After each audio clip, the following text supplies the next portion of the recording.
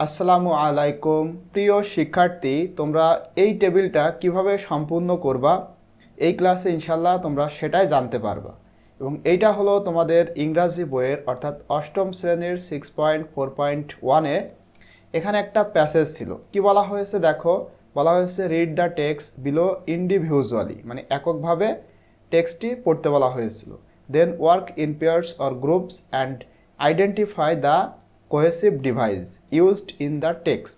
এবং এই টেক্সটের মধ্যে যে সমস্ত কোহেসিভ ডিভাইস ব্যবহার করা হয়েছে, যেমন এই যে কোহেসিভ ডিভাইস কি তো তোমরা জানো, তো এইগুলা তোমাদের এখানে লিখতে হবে। তো কিভাবে তোমরা এটা করবা ইনশাল্লাহ সেটা আমি তোমাদেরকে দেখাবো। বলা হচ্ছে দেখো কোহেসিভ ডিভাইস, আর এখানে পারপোজ অফ ইউজ, এবং এই কোহেসিভ ডিভাইসগুলার ব্যবহারের উদ্দেশ্য কি সেইটা তোমাদের এখানে লিখতে হবে। একটা করে দেওয়া রয়েছে, যেমন দেওয়ার ফোর, এবং এটার উদ্দেশ্য হচ্ছে কজ অ্যান্ড ইফেক্ট, কারণ এবং ফলাফল। দেওয়ার ফর মানে কি সুতরাং বা তাই। এখানে দেখো অ্যাজ, এটার কারণ শোয়িং রিজন মানে কারণ দেখানো। সো শোয়িং রেজাল্ট, রেজাল্ট দেখানো। দেন যে কোহেসিভ ডিভাইস, এইটার উদ্দেশ্য হচ্ছে ইন্ডিকেটিং সিকোয়েন্স, সিকোয়েন্স বলতে ধারা, একটার পরে আরেকটাকে নির্দেশ করা। ফার্স্টলি ইন্ডিকেটিং অর্ডার, এটা অর্ডার নির্দেশ করে। সেকেন্ডলি এইটাও সেম।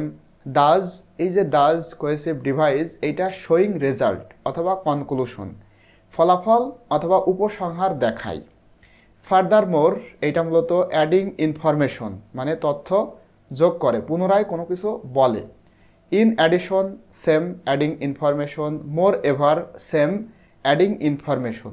এছাড়াও কিন্তু কিছু কোহেসিভ ডিভাইস এই টেক্সটের মধ্যে রয়েছে। তোমরা যদি টেক্সটটা পড়ো তাহলে আশা করি বুঝতে পারবে।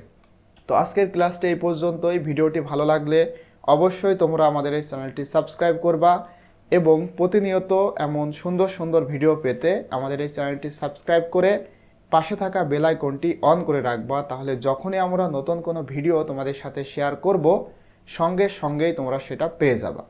তো আজকের ক্লাসটা এই পর্যন্তই। ইনশাল্লাহ পরবর্তীতে অন্য কোনো টপিক নিয়ে তোমাদের সাথে আলোচনা করব। টিল দেন, আল্লাহ হাফেজ।